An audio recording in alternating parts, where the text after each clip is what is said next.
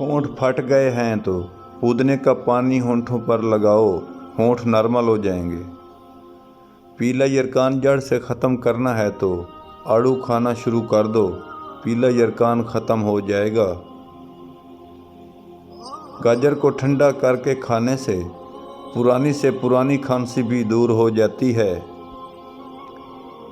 सख्त कब्ज़ लगी है तो केला खाना शुरू कर दो, कब्ज़ खुल जाएगी। इमली वाला शरबत पीने से ब्लड प्रेशर नॉर्मल रहता है।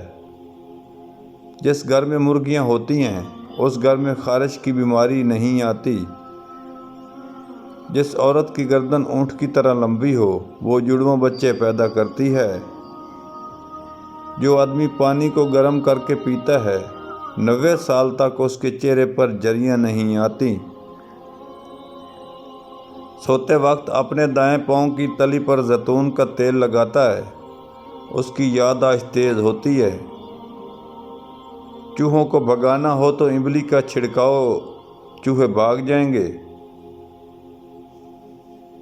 जिसके बदन में कमज़ोरी हो काले भुने हुए चने खाना शुरू कर दे, 3 दिन में कमज़ोरी ख़त्म हो जाएगी और बदन में ताकत आ जाएगी। जवानी वापस लाना चाहते हो तो रोज़ाना गर्म दूध में पीसी हुई अदरक की 1 चुटकी डालकर पी लिया करें, जवानी वापस आ जाएगी। पुराने से पुराने खारिश के लिए देसी जवैन का तेल लगाएं, खारिश फौरी ख़त्म हो जाएगी।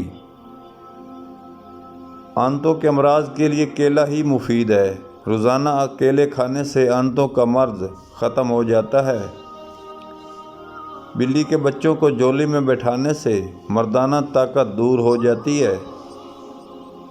जेब में रात की रानी का फूल रखने से पूरा दिन आदमी से खुशबू आती है।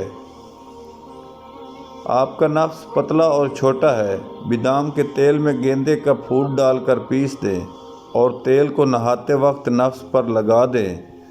नफ्स गद्दे जैसा मोटा, घोड़े जैसी ताकत आ जाएगी।